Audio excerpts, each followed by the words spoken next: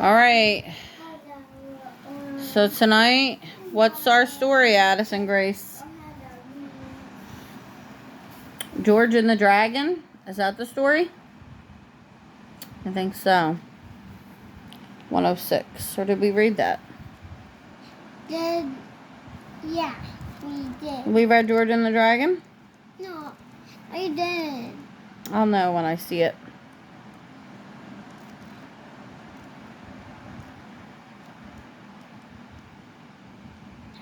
Oh yeah, we did read George and the Dragon. So the next story is, remember he threw the hourglass at the dragon. Alright, so tonight we are reading The Princess and the Pea. In a far-off land, I don't know why my video isn't coming in clear here. Hold on, let me think. In a far-off land, there once lived a young prince named Horatio. Prince Horatio was much admired for being kind and loyal, as well as smart, brave, and handsome. And as if that wasn't enough, he was also quite the stylish dresser.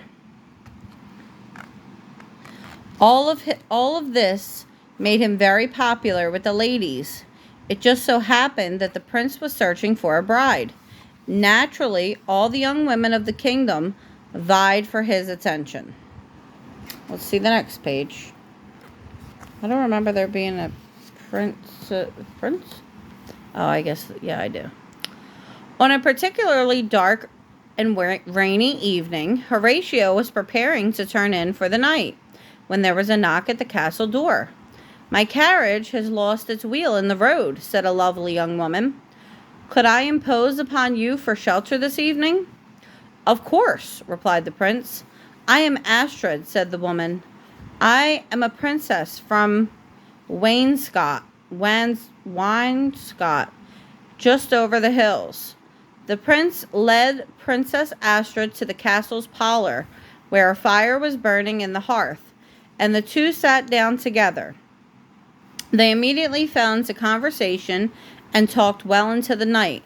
Before they realized it, the two of them were holding hands. Addie, come on.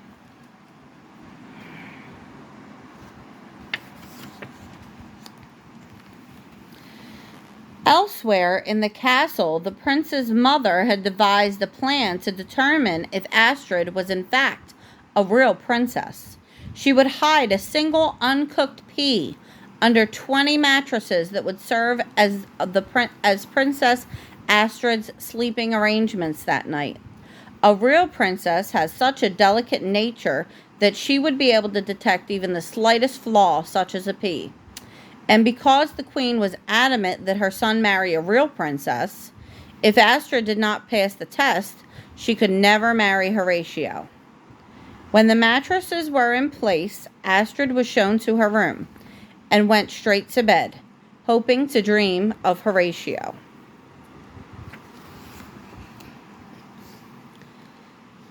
The next morning, Addie, you have to stop moving because you make the book shake. The next morning, Astrid awoke with a yawn. She found her way downstairs to join the family for breakfast. I'll wait.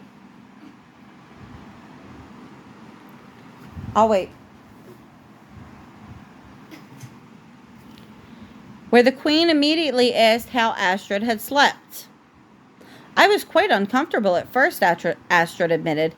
"But then I investigated and I discovered a pea under the mattresses. After I removed it, I slept very well." The prince and his mother exchanged glances. In a flash, Prince Horatio was on his knee, proposing to Princess Astrid.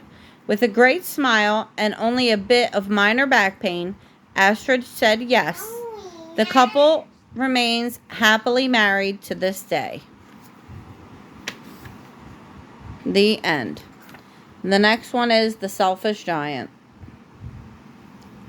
Right there. Say goodnight, Jumping Bean. Night, Jumping Bean. Hello? Night, Jumping Bean. No, you say goodnight to the video. Night. Yeah, she is a Jumping Bean. I can't get her face.